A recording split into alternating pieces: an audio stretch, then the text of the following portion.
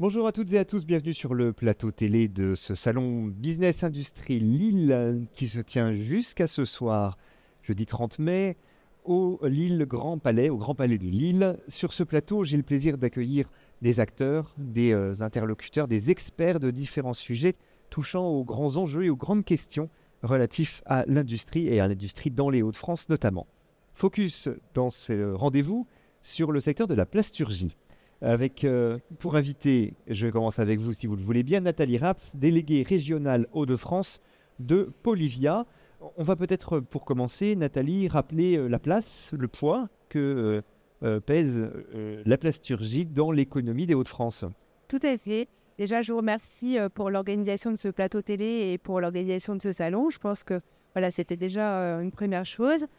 Pour répondre à votre question, effectivement, dans la plasturgie, nous avons donc sur les Hauts-de-France un nombre d'entreprises très conséquent, puisqu'en fait, nous avons plus de 300 entreprises référencées dans la région, représentant à peu près 13 000 emplois.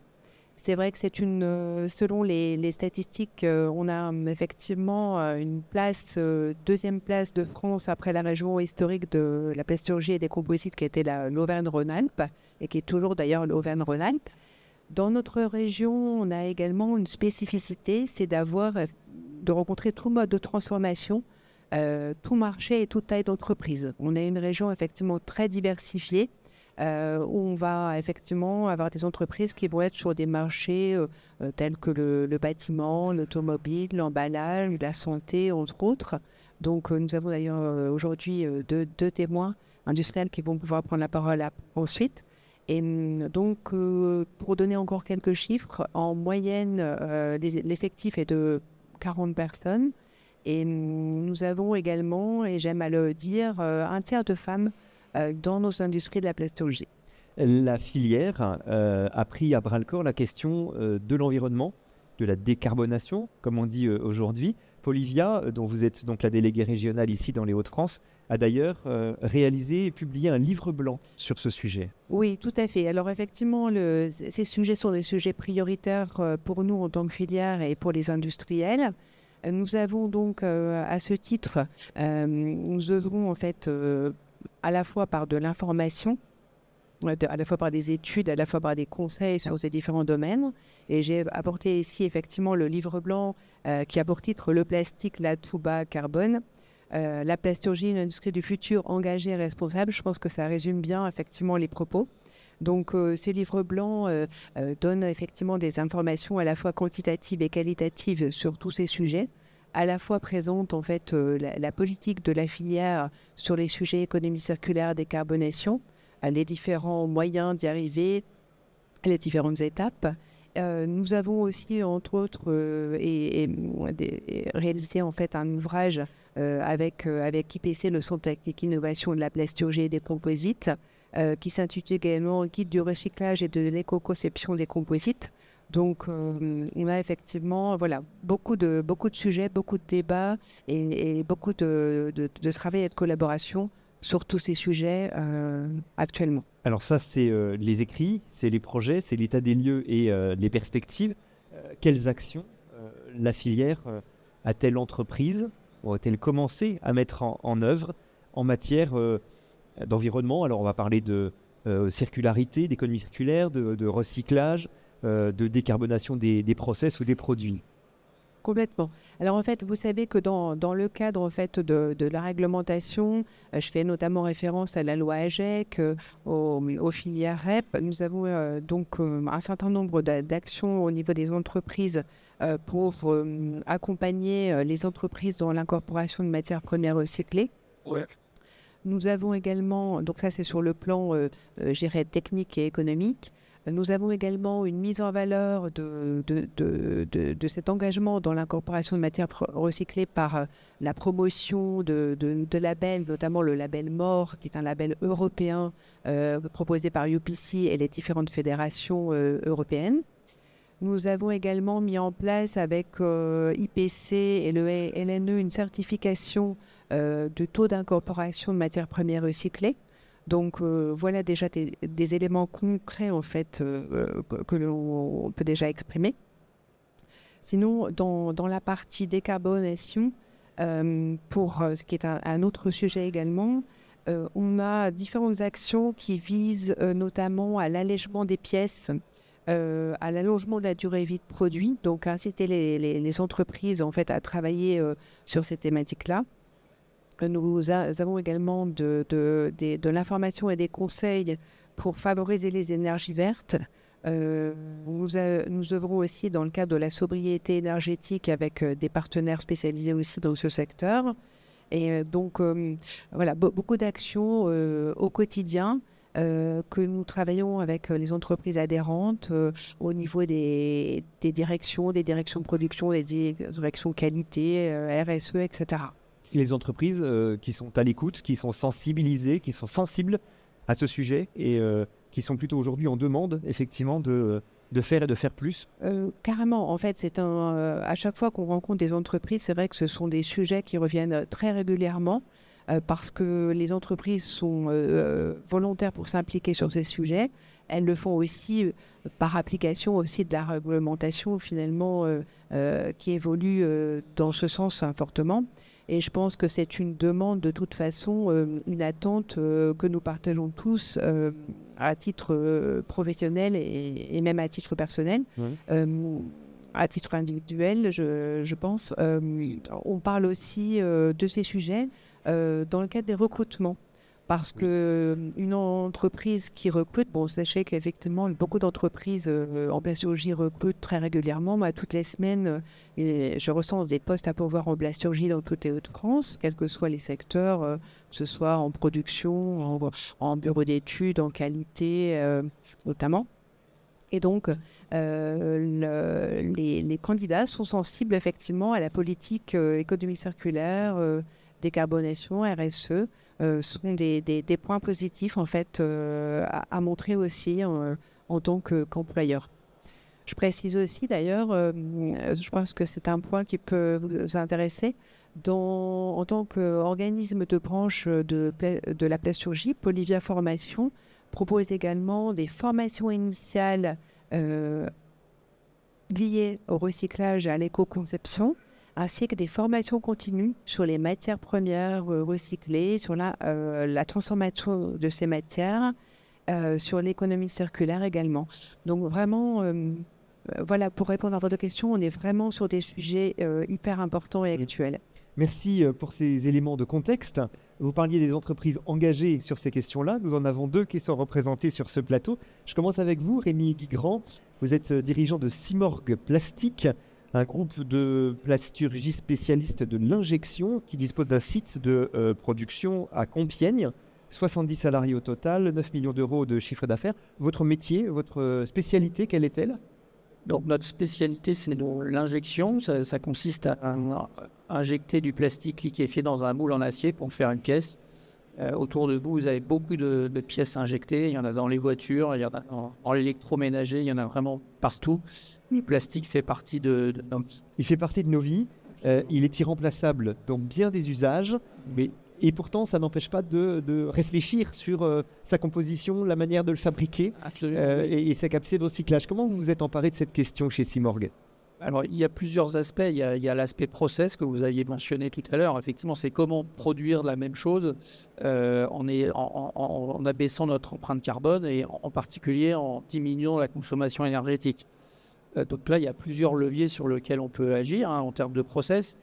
C'est les mêmes leviers que ceux que vous avez chez vous. Ça peut être simple. On éteint la lumière, on baisse le chauffage, on met moins la climatisation.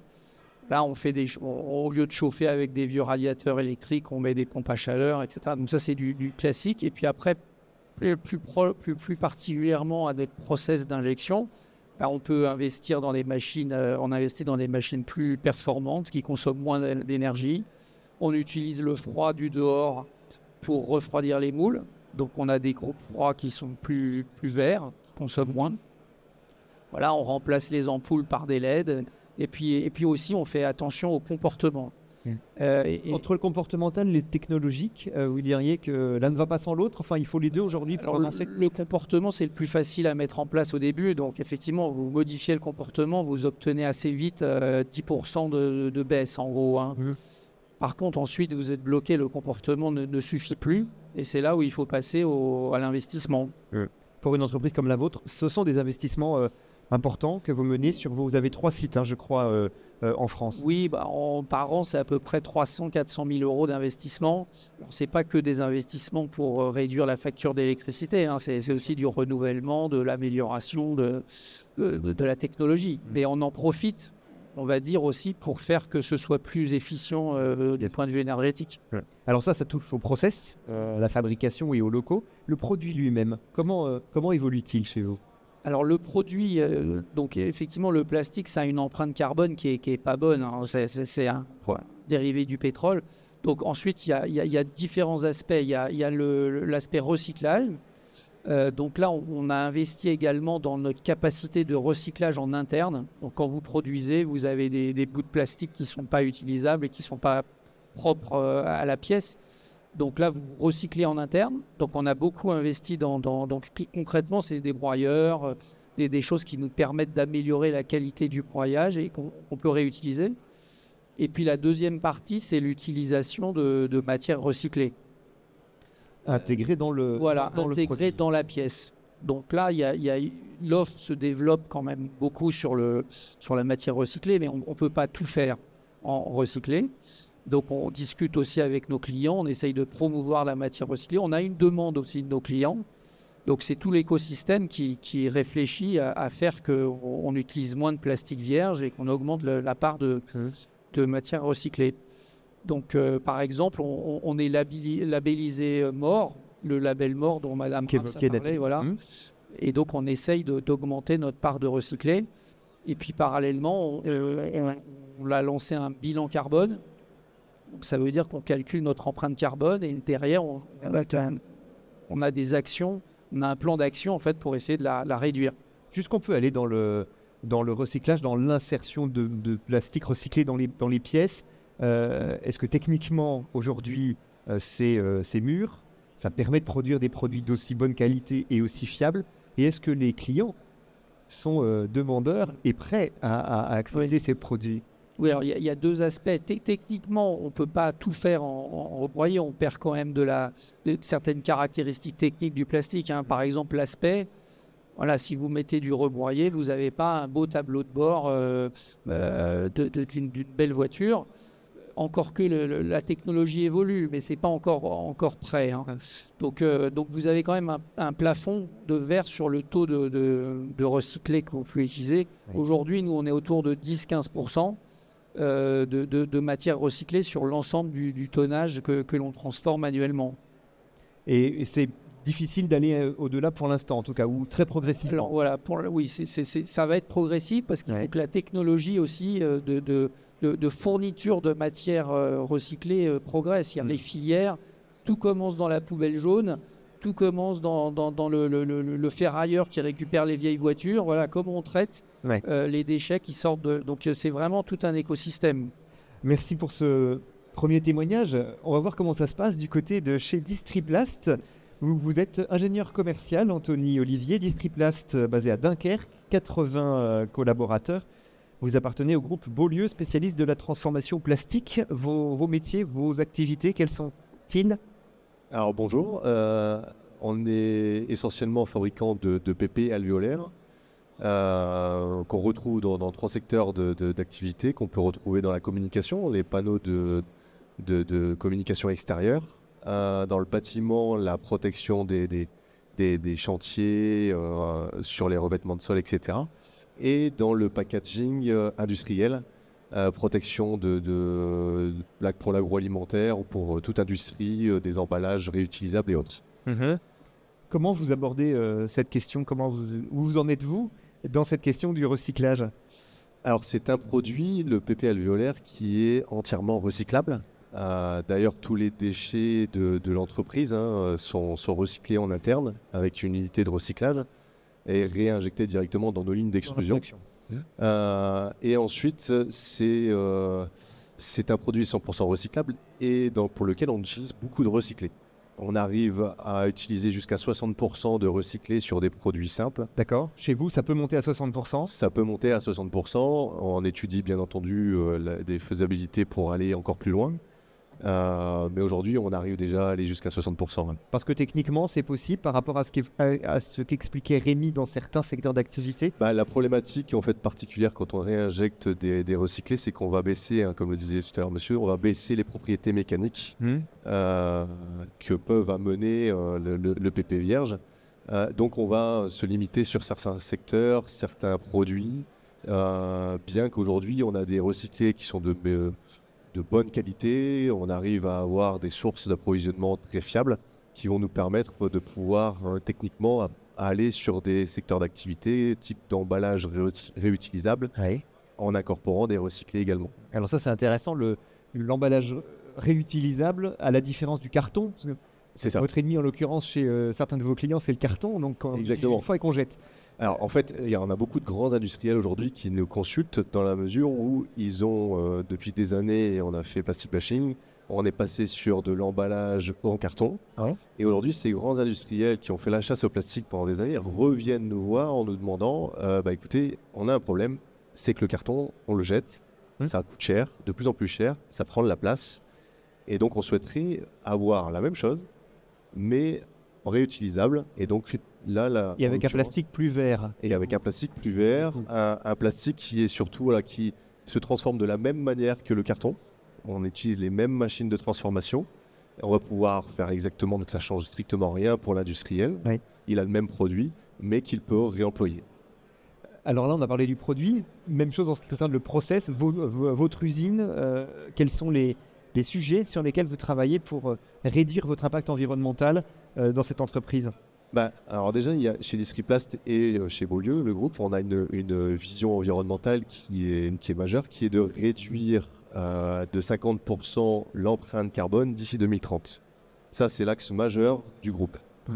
Et donc, on a également fait notre bilan carbone, on connaît nos problématiques principales, on essaie de les réduire. Il faut savoir que Distriplast est certifié ISO 50001, donc on est obligé du coup de mesurer et quantifier nos consommations énergétiques. Et au travers de ça, on met en place, grâce à divers investissements, des réductions des consommations d'énergie. Alors aujourd'hui, Distriplast consomme uniquement de l'électricité. On a fait la chasse à la consommation, à l'utilisation de gaz. Et d'ici l'année prochaine, on investit dans 6000 m² de panneaux photovoltaïques pour pouvoir réinjecter 10 à 15% d'énergie verte directement dans l'usine. Dans l'usine, voilà, pour votre autoconsommation. Autoconsommation, voilà, tout à fait. Alors ça, c'est la partie consommation, mais après, le plus grand impact aujourd'hui de l'empreinte carbone chez Distriplast, ça reste les matières premières. Oui. La matière première, une source pétrolière, le PP vierge. Notre principal objectif étant du coup de réduire l'achat de matières premières d'origine fossile. Et donc on a aujourd'hui à peu près 60% des produits qui sortent de chez nous utilisent du recyclé. Et on va dire qu'on est à peu près à 20% des matières plastiques achetées sont aujourd'hui du recyclé. D'accord. L'objectif étant d'étendre jusqu'à 30-40%, d'aller le plus loin possible, c'est-à-dire de convaincre nos clients que incorporer du recyclé n'est pas forcément une mauvaise solution. Et ça, c'est pas encore gagné. C'est pas encore gagné parce que chez vous non plus. Chez nous non plus. Alors, on a tendance à les accompagner. La problématique principale du client, c'est que quand on a, et on l'a tous en tête, le recyclé pour le client, c'est moins cher. Le problème, c'est que quand on va sur des recyclés techniques, le produit n'est pas forcément moins cher et il faut qu'on arrive à le valoriser. Ça reste important parce qu'on a des investissements, on a une technicité à appréhender et il faut malheureusement essayer de convaincre le client de ne pas forcément avoir cette image de recyclé égale moins cher. On peut imaginer que demain, des plastiques non pétroliers, on a parlé de produits d'origine végétale, utilisant plutôt du végétal, s'imposent sur le marché. Ils peuvent répondre à un certain nombre de demandes. Alors, c'est question pour vous deux, pour Rémi et Anthony. Alors, effectivement, il y a des échos, il y a des recherches qui continuent et on n'est pas encore prêt, je pense, tout du moins chez Distriplast, à utiliser ce genre de plastique. On va avoir des plastiques biosourcés et autres, mais ce n'est pas encore l'acteur majeur de développement chez Distriplast. On est plutôt vraiment dans l'incorporation de recycler au maximum. Et ensuite, en fonction des avancées sur ces plastiques, on pourra effectivement aller plus loin. Rémi, Oui, le monde du plastique change beaucoup, vite. Oui, le plastique d'origine végétale, ça existe, ça fonctionne pas très bien. C'est-à-dire que ça n'a pas des caractéristiques équivalentes à plastique standard. Et puis ça pose d'autres problèmes aussi en termes de culture. Si vous avez besoin de beaucoup de matière végétale, eh ben, il faut mettre des hectares. Il faudra bien la prélever quelque part. Il faudra la prélever et implanter beaucoup d'hectares dans ces matières-là.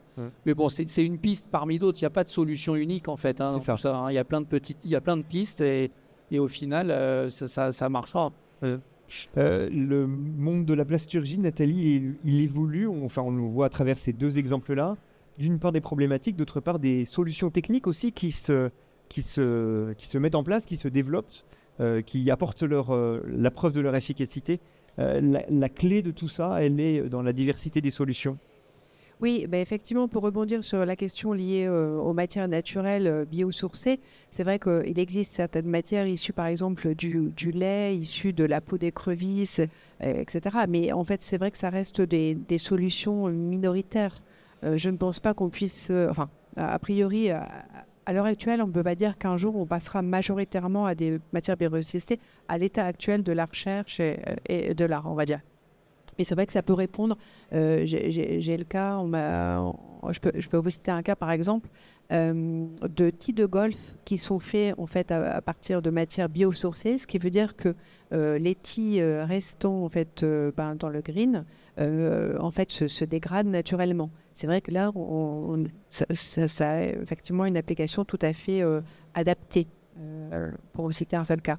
Un autre cas en fait de matière biosourcée que l'on retrouve en fait, c'est le plastique entre guillemets des gélules des médicaments qu'on ingère.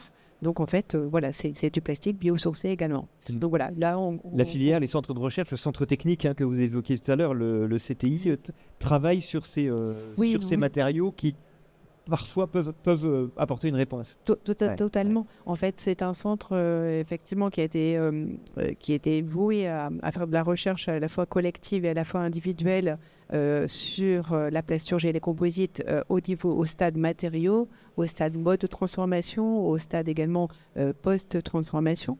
Donc, ce sont parmi les sujets sur lesquels ils travaillent, oui, complètement. Puis vous avez aussi des laboratoires de recherche, des universités qui travaillent aussi sur ce sujet-là, bien entendu, en collaboration avec des entreprises aussi, notamment. Oui, il y a les fabricants de matières, aussi, oui. Les pétrochimistes, ils travaillent aussi sur ce sujet-là. Le recyclage chimique, notamment. Question pour tous les deux, dans un premier temps.